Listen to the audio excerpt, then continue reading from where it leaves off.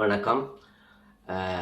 இந்த காணொளி ஆரம்பிக்கும் போது நான் ஒரு பாடலை பாடி ஆரம்பிக்கலாம் என்று யோசிக்கிறேன். அதை பாடியே இந்த பதிவை செய்கிறேன். எத்தனை காலந்தான் ஏமாற்றுவாய் எங்கள் நாட்டையே, தமிழ்நாட்டையே. முதல்ல சுபவீர பாண்டியன் இந்த மீசக்கார ஐயாவிட்ட கேட்கிறேன். உங்கள் ஐயா கருணாநிதியை பற்றி சொன்னால் உங்களுக்கு ஆத்திரம் வலிக்குது. அதாவது அன்று நான் காணொலியை பார்த்தேன். நீங்கள் மிச்சம் மோசமாக நாம் தமிழர் கட்சி தலைவரை பற்றி சீமான் அவர்களை பற்றி கூறியிருந்தால் அது முழு தமிழர்களுக்கு மனவருத்தமாக இருந்தது. ஒன்று, நீங்கள் கூறிய காரணம் சீமான் கலைஞரை பற்றி கேச்சா நாங்கள் விஜயலட்சுமியை கதைப்போம் என்று. இது ஒரு போக்கணம் கிட்ட கதை. நீங்கள் சொன்ன முதல் விஷயத்துக்கு வரணும். சீமானையும் ஒழிப்பேன், சீமான் கட்சியாக்களையும் ஒழிப்போம், நாம் தமிழர் கட்சியும் ஒழிப்போம் என்றீங்கள். அதற்கு பிறகு துரைமுருகன், சாட்டை துரைமுருகன் கைது. அதன் பிறகு மதுரை மாவட்ட செயலாளர் நாம் தமிழர் அவர் வெட்டி கொல்லப்படுகிறார். அவர் நடைப்பயிற்சியில் ஈடுபட்டு வளமையான நடைப்பயிற்சியில் ஈடுபட்டு கொண்டிருந்த நேரம். இத்தனைக்கும் அவர் கொல்லப்பட்ட இடம் காவல் நிலையம், போலீஸ் ஸ்டேஷன். பிட்வீன் காவல் நிலையத்துக்கும் ஒரு அமைச்சர் வீட்டுக்கும் இடையில அவர் கொல்லப்படுறார். காவல் நிலையம் சும்மா இருக்குமா? அங்கேயும் எல்லா இடத்துலையும் போலீஸ் காவல் நிலையத்தில், அதாவது சிசிடிவி அந்த ஒளிப்பதிவு இருக்கும். ஆக்கள் பார்த்து கொண்டிருப்பாங்க. அமைச்சர் வீட்டிலையும் பல காவலாளிகள் எல்லாம் கண்காணித்து கொண்டிருப்பாங்க. இத்தனைக்கும் அந்த கொலைக்கு பிறகு வரும் மற்ற கொலைகள் நடந்து இது வெட்டின அந்த கும்பல், ரவுடி கும்பல்லாம் போலீஸ்லேயே காவல் நிலையத்தில் சரணடைகிறாங்க. ஆனால் இதுக்கு இன்னும் சரணடையும் இல்லை. அப்படி என்றால் நீங்கள் கதைச்ச அந்த கதைக்கு பிறகு அவர் வெட்டி கொல்லப்படுகிறார். இவர் கைது செய்யப்படுகிறார், சாட்டை முருகன். அப்ப நான் என்னுடைய எண்ணம் என்னென்றால், இலங்கையில இனப்பிரச்சனை முடிந்த பிறகு சிங்களவன் போலீஸ் ஆர்மியிலாம் சிங்களம் முஸ்லீம்களா இருந்தாங்களா. அவங்க முகமூடியோட தமிழ் வீடுகள், வசதியான வீடுகளில் போய் போய் என்ன செய்வார்கள் என்றால், ஆறு ஆம்பளையில் இருந்தால் சுட்டுட்டு அவங்கள கொண்டுட்டு நகையெல்லாம் பறிச்சுட்டு போவாங்க. சில பேர் அப்படி செய்தார்கள். அது இப்போ கொஞ்சம் குறைஞ்சிருக்குது. ஆனால் அதே போல உண்டத்தான் இப்போ காவல் நிலையத்திலிருந்து அந்த அவர் கொலைக்கு காவல் நிலையத்திலிருந்தோ அல்லது அந்த அமைச்சர் வீட்டில இருந்தோ போயிருக்கலாம். இது என்ற கருத்து. அடுத்த விஷயம், இந்த குண்டர்கள், அந்த ரவுடிகளை உருவாக்கியதே என்னை பொறுத்தவரையில தமிழ்நாட்டில் உங்கள் ஐயா கருணாநிதி தான். கருணாநிதி, அண்ணாதுரை போன்றவர்கள் சேர்ந்து. அதாவது காமராஜர், அவர் ஒரு தமிழர், அவர் செய்த சேவையை விட அவங்களோட ஐயா செய்தார். கொள்ளையடிச்சு அப்படி கோடி கோடியா பணம் சேர்த்தார்.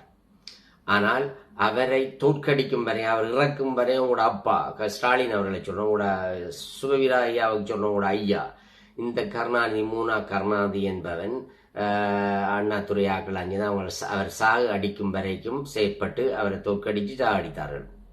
ஆனால் இப்ப அந்த கருணாநிதியின் மகன் ஸ்டாலின், இப்பத்திய முதல் அமைச்சர் ஐயா அவர்கள் போய் காமராஜர் ஐயாவின் 100ஆண்டு விழாவிலே பூமாலை போட போயிருக்கிறீர்கள். உங்களுக்கு தகுதி இருக்கா?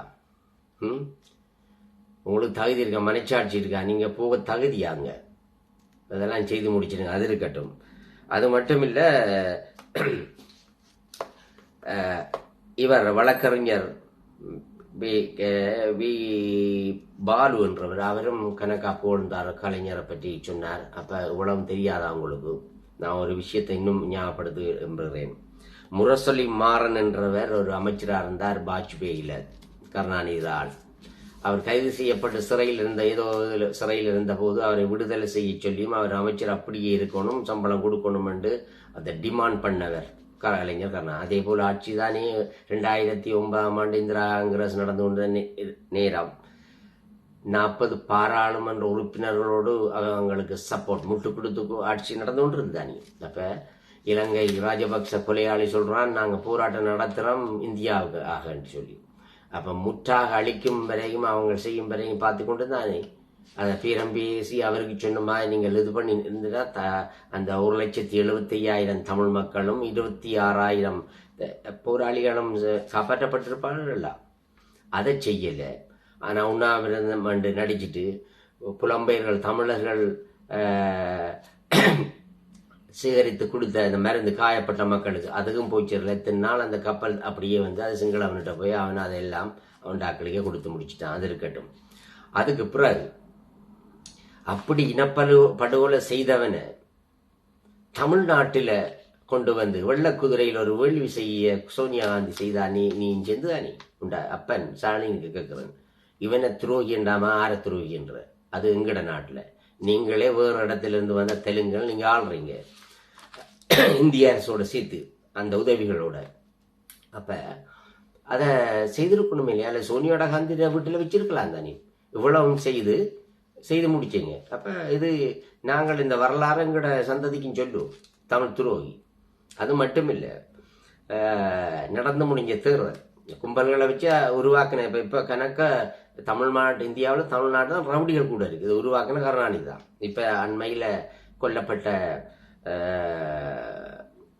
ஆம்ஸ்ட்ராங் அவர்களோட பிரச்சனையால் கொஞ்சம் வெளிப்பட்டு வருகுது. இப்போ இன்னும் போகலாக ஒவ்வொரு கிளை வீராக பிடிச்சு கொண்டு வாராங்கள். அது உண்மையில் அந்த போலீஸ் அதிகாரி நிற்பாரா என்று சொல்லி பார்த்தால் அந்த கிளை வேரை விட்டுவாங்க. ஆணிவேர் இருக்கு. ஆணிவேர் என்று பார்த்தா திமுக தான் இருக்கு, அதுக்குள்ளே இருக்கும்.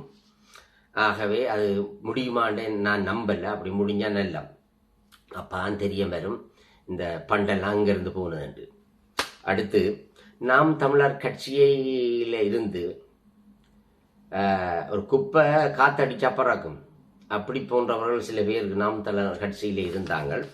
ஆனால் பிறகு திராவிட முன்னேற்ற கழகத்தில் சேர்ந்து ஒரு ராஜீவ் காந்தி என்று அவர் இப்போ சவால் விடுறார். நாம் தமிழர் கட்சியை உடைப்பாராம், என்ன இல்லாமாக்குவாராம், அப்படி கண்ண இதுகளை அவர் பேசி தள்ளுறார். பொறுத்திருந்து பார்ப்போம். நான் ராஜீவ்காந்திக்கு சொல்ல வேண்டிய என்னென்றால், உங்கள் அப்பா அம்மா ஒழுங்கான தகப்பன் மன்னிக்கணும், தமிழ் தாய் தகப்பனுக்கு பிறந்திருந்தால் இந்த கட்சியை விட்டு அங்கே போய் இப்படி வசப்பட மாட்டீங்க. ஆகவே நீங்கள் ஏதோ ஒரு வகையில் ஒரு தெலுங்கனா தான் இருக்கணும், அப்படித்தான் இதாக இருக்கணும். சரி, அது இருக்கட்டும். அடுத்த விஷயம், அம்மா கனிமொழி இந்த விதவைகளை பற்றி சொல்றவர் சாராய தொழிற்சாலையின் பல இதில் ஒரு உரிமையாளர். கரும்பு தொழிற்சாலையை மூடி சாராயம் காட்சி விற்கிறவர். இவர் என்ன செய்தார் என்றால், என்ன உள்துறை அமைச்சர், எதிர்கட்சியில் இருக்க உள்துறை அமைச்சர் அமித்ஷா அவரோடு நேரடி தொடர்பில் இருக்கார். ஆனால் இருந்து கொண்டு நான் நினைத்தேன், நாம் தமிழர் கட்சியின் சின்னத்தை பறித்தவர் அண்ணாமலையா இருக்கலாம் என்று. எனக்கு இப்போ விளங்குது. அவர்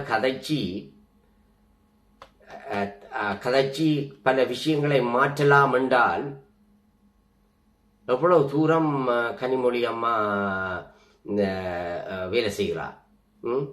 அப்பதான் இந்த ஒரு பாடல் இருக்கு, என்ன, நான் மலரோடு தனியாக ஏனிங்கு நின்றேன், என் மகராணி உனை காண ஓடோடி வந்தேன். அப்ப அமிதா அப்படி நம்மளோட இயேசைங்கிற பாணியில் இருப்பார்.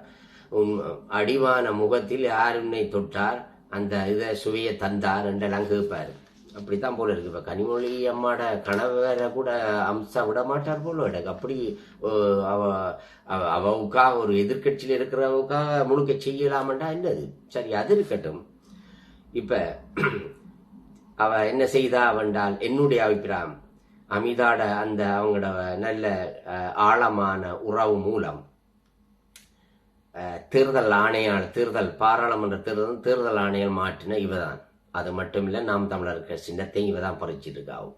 பறித்த மட்டும் இல்லை, அது இப்போ நாம் தமிழருக்கு திராவிடம் கருணாநிதி தொடக்கி வைச்ச குண்டர்களில் மட்டும் இல்லை, அங்கே எல்லா ரவுடிகளும் இருக்கு. அதே நேரம் அந்த அரசாங்க காலம் அவங்க ஆள்ற காலத்தில் முழு பணத்தையும் கொள்ளையடிச்சு அவங்க தேர்தல் காலங்களில் என்ன செய்கிறாங்கள் என்றால், தேர்தல் கடமையில் ஈடுபடுற அந்த ஊழியர்களுக்கும், ஏன் தேர்தல் ஆணையர்களுக்கும் காவலாளிகள் சில எல்லாரையும் நான் சொல்லவில்லை, அந்த கவுண்டிங் அந்த என்ற அந்த ஓட்டிங் அந்த போலிங் ஸ்டேஷன்ல இருந்து பட்டன் அமர்த்தினா நாம் தமிழருக்கு அது போய் திராவிட முன்னேற்ற கழகத்துக்கு உள்ள மாதிரி அந்த செய்த அந்த டெக்னிக்கல் அசிஸ்டன்ட் அவங்களுக்கும் எல்லாம் கோடியா கொடுத்து அப்படியே 40ஐயும் எடுத்துட்டாங்க. ஆனா எனக்கு ஒரு சந்தேகமா இருக்குது என்னென்றால், நாம் தமிழர் கூட்டத்துக்கெல்லாம் போறவர்கள் காசுக்காக போகல, பணம் கொடுத்து போகல, அவரோட உணர்வோட போகிறார்கள். இளைஞர், யுவதிகள், வயது போன பெரியவர்கள் அப்படி எல்லாம் பார்த்தோம். ஆனா உங்களோட திராவிட முன்னேற்ற கழகத்துல அப்படி ஒரு கூட்டமும் நடக்கல, அவ்வளவு சனங்களும் போகல. ஏதோ ராகுல் காந்தி சோனியா அடுத்து ஒன்றுக்கு நடந்தது, அப்படி போகல. ஆனால் முழு வாக்கும் எப்படி இது எண்ணப்பட்டது. ஆகவே ஏற்கனவே அந்த போலிங் ஸ்டேஷன்ல இருக்கிற வாக்கு அப்படி அந்த பெட்டிகளை எடுத்து அவங்க தயாரிச்ச அந்த வாக்குகளை, அதான் அந்த 3 மாதம் 2 மாதம் அல்லது 1 மாதம் உலகத்தில் எங்க நடக்குது, அப்படியே எடுத்து அப்படியே மாத்திட்டு எல்லாத்துக்கும் தானே அந்த கொள்ளையடிச்ச காசுல கொடுத்து அதுக்காகத்தான் அவங்களுக்கு தேவையான தேர்தல் ஆணையர்களை அமித்ஷா மூலம், உள்துறை அமைச்சர் மூலம் கனிமொழி அம்மா செய்திருக்காங்க. அப்ப செய்து அதுக்கு மட்டுமில்லை, நான் ஒன்று சொல்லணும். அம்மா, நீங்கள் சின்னத்தை தமிழர் சின்னத்தை பறிச்சீங்கள், ஆனால் அந்த மைக்ரோஃபோன் ஒலி வாங்கி கொடுத்தீர்கள். ஆனால் மக்கள் போட்டுத்தான் இருக்கானுகள். ஆனால் அந்த அவ்வளவே நீங்கள் திட்டமிட்டு 40 பேரும் உங்களோட திராவிட முன்னேற்ற கழக கூட்டணி வென்றதாக நீங்க அறிவிச்சிருக்கீங்க. ஆனா நான் நம்பல. காரணம், இவ்வளவு நடந்திருக்கு. ஆகவே எனக்கு நம்பிக்கை இருக்கு, காளியம்மா வென்றிருப்பா, அந்த கார்த்திகா வென்றிருக்கு, இன்னொரு மருத்துவர் வென்றிருப்பா, இப்படி ஒரு கொஞ்சம் 20 பேராவது வென்றிருக்க வேணும். ஆனால் இது அவ்வளவு இது பண்ணப்பட்டிருக்கு. அப்ப நான் அது மட்டும் இல்லை, அதுல நாம் தமிழர் கட்சி ஒரு பிளவுட்டினால் சில இடங்கள் நல்ல வாக்குகள் வென்ற இடங்கள்ல வாக்குகள் பண்ண இது பண்ணியிருக்கோம், ரீகவுண்டிங் அது செய்திருக்கலாம். அது அவங்க இது பண்ணல. ஆக தமிழ்நாட்டில் இந்த விஜயகாந்தர மகன் மட்டும்தான் அப்ளை பண்ணார். அதில் முடிவு இன்னும் வரல. அது ஒரு 3 வருஷம் அவங்களோட ஆட்சி முடியும் வரையும் சொல்ல மாட்டாங்க. அங்க பிஜேபியில் ஒருவன் இந்தியாவில் இங்கே ஒரு இடத்த வட பகுதியில் கேட்டிருக்கிறான். ரைட். நான் ஏன் நாம் தமிழர் கட்சி கேட்கலன்னு தெரியா. ரைட், அது இருக்கட்டும்.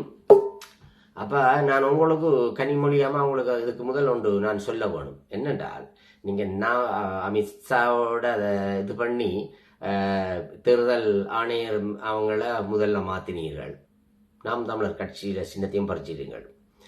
ஆனா நான் உங்களுக்கு தர சின்னம் இதுதான், உண்டியல். இது பேர் தமிழ்ல உண்டியல். நாம் தமிழர் கட்சி எங்கட ஒலி வாங்கிக்கு போடுங்கன்னா கூட நீங்க இந்த உண்டியலுக்கு போடுங்கன்னு சொல்லணும், அல்ல இந்த சாராய பானைக்கு போடுங்கன்னு சொல்லணும். இதான் நான் இப்ப சொல்ற ஆத்திரத்துல. அடுத்து அப்பதான் நான் யோசிக்கிறேன், ஏன்னா இவ்வளவு செய்து அந்த பண்ணிருக்கீங்க, என்னால் நம்ப முடியாது. நிச்சயம் 23 எம்பிக்களுக்கு நாம் தமிழர் கட்சியில வந்திருக்க வேணும். இது மிக மோசமான வாக்கு எண்ணப்படுற நிலைமை இந்த தமிழ்நாட்டில் இருக்குது. அடுத்து உள்ள நாட்டில், இந்த நாட்டிலே அநேகமாக இங்கே அமெரிக்காவிலையும் இந்தியாவிலையும் தான் இருக்கு போல நினைக்கிறேன். இப்போ அமெரிக்காவிலையும் வராது இப்போ இந்த கணனி மூலம் செய்கிறது. அப்போ இப்படியான இதுகளை நல்லா சாதகமாக படித்து செய்துட்டீங்க. ஆகவே இனி எந்த கட்சியும் வரக்கூடாது, நாங்கள் எங்கள் திராவிட மாடல் தான் வரணுமன்ற மாதிரி நீங்கள் எல்லாம் செய்து வச்சுட்டீங்க. வாழ்த்துக்கள். ஆனால் அது நடக்காது. எதிர்காலம்